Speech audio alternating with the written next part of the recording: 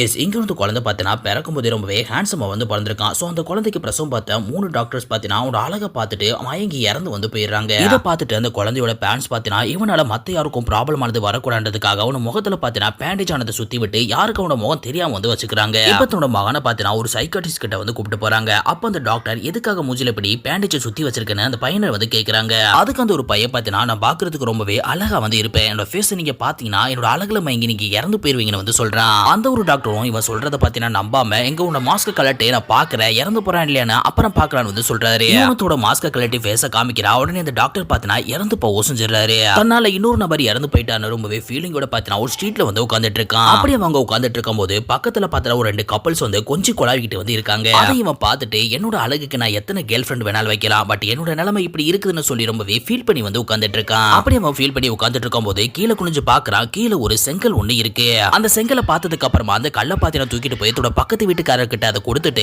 இதை வச்சு என்னோட ஃபேஸை உடைங்கன்னு வந்து சொல்லிட்டு இருக்கான். பட் அதுக்கு அவர் பார்த்தீங்கன்னா சம்மதிக்க வந்து இல்ல. உடனே அவர் கையில இருக்கக்கூடிய ஒரு பொருளை தட்டி விடவும் கோபமாகி அவனோட மூஞ்சில ஒரே ஒரு பஞ்ச் ஒண்ணு கொடுத்துறாரு. இப்போ ஹாஸ்பிட்டல்ல போய் ஃபேஸை காமிக்கலாம்னு சொல்லி உட்காந்துட்டு இருக்கான். பட் அதுக்குள்ள பார்த்தீங்கன்னா ஃபேஸ்ல இருக்கக்கூடிய காயமானது ஆறி மறுபடியும் ரொம்பவே ஹேண்ட்ஸமா வந்து மாறிடுறான். இப்போ அந்த பக்கத்து வீட்டுக்காரர் பார்த்தீங்கன்னா மறுபடியும் அவன் கிட்ட வந்து வா வெளியில போய் ட்ரிங்க் பண்ணான்னு சொல்லி அவனை வெளியில வந்து கூப்பிட்டு போறாரு. அப்படி அவன் உட்காந்து குடிச்சிட்டு இருக்கும் போது அவன் கிட்ட பார்த்தீங்கன்னா ஒரு நபர் வந்து உட்காந்து எதுக்காக உன்னோட ஃபேஸ் இப்படி மறைச்சு வச்சிருக்க, பாக்குறதுக்கு ரொம்பவே கன்றாவியா இருப்பியான்னு சொல்லி ரொம்பவே கண்ணாப்ப நான் வந்து பேசிட்டு இருக்காரு. பட் இவன் பாத்தீங்கன்னா நம்மளால மறுபடியும் இன்னொரு நபர் இறந்து போக கூடாதுன்னு தன்னோட மனசுக்குள்ளே வந்து நினைச்சு வந்து உட்கார்ந்துட்டு இருக்கான். இப்போ கோபத்தோட உச்சத்துக்கு போன அந்த நபர் பாத்தீங்கன்னா எழுந்து அந்த ஹேண்ட்ஸம் பைய அடிக்க வந்து ஆரம்பிக்கிறாரு. இப்படி அடி வாங்குறத பார்த்துட்டு இவனுக்கு ஆப்போசிட்ல உட்கார்ந்துட்டு இருந்த பொண்ணு பாத்தீங்கன்னா இவன் சரியான தொடர்நெடுங்கியா இருப்பான் போலன்னு சொல்லி அங்க இருந்து எழுந்து போக செஞ்சிடறா. இப்போ மறுபடியும் பாத்தீங்கன்னா இவரோட பக்கத்து வீட்டுக்காரர் இவனை ஒரு டான்ஸ் பார்ட்டிக்கு வந்து அனுப்பிச்சு விடுறாரு. இவன் அப்படி அங்க டான்ஸ் ஆனது பண்ணிட்டு இருக்கும் போது அந்த பார்ல சண்டை போட்ட அந்த ஒரு நபர் பாத்தீங்கன்னா இந்த ஒரு பார்ட்டிக்கு வந்து வந்திருக்கான். உன்னோட ஃபேஸ பார்த்தா இறந்து போயிருவாங்கன்னு சொல்லியிருக்கல, சோ என்னோட கேர்ள் ஃப்ரெண்ட் உன்னோட முகத்தை பார்க்கணும்னு சொல்லி தன்னோட கேர்ள் ஃப்ரெண்ட் முன்னாடி பார்த்தா அவனோட ஃபேஸை வந்து ஓபன் பண்றான். அப்படி ஓபன் பண்ண அடுத்த செகண்டே பார்த்தா அந்த பொண்ணோட கண்ணை பார்த்து அப்படி மயங்கி கீழே வந்து இறந்து வந்து போயிடுறா. இப்போ 3வது ஒரு கொலை நடந்ததுக்கு அப்புறமா அந்த பையனை பார்த்தா பிடிச்சி ஜெயில வந்து போட செஞ்சிடறாங்க.